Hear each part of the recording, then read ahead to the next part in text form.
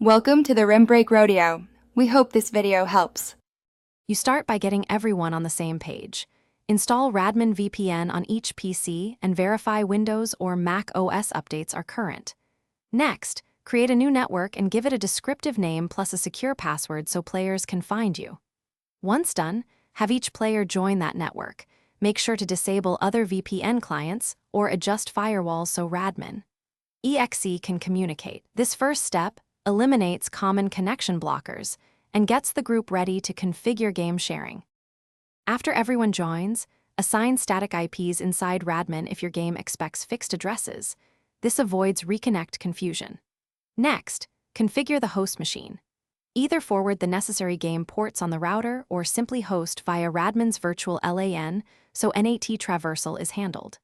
Then launch the game on the host, enable LAN multiplayer, and tell others to connect using the host's Radmin IP or join via the in-game LAN browser. Make sure background apps aren't using those ports to prevent conflicts. To finish, verify connectivity. Check each player's ping and packet loss to the host using Radmin or in-game tools. Low latency means smoother play. Once connected, coordinate host migration or session saves so everyone can rejoin if needed. If someone can't see the host, use Radmin diagnostics to confirm peers are visible and IPs match, then restart Radmin client. If problems persist, temporarily disable firewall or antivirus for a quick test.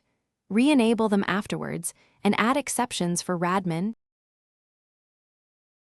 Thanks for watching. Consider subscribing if we helped you.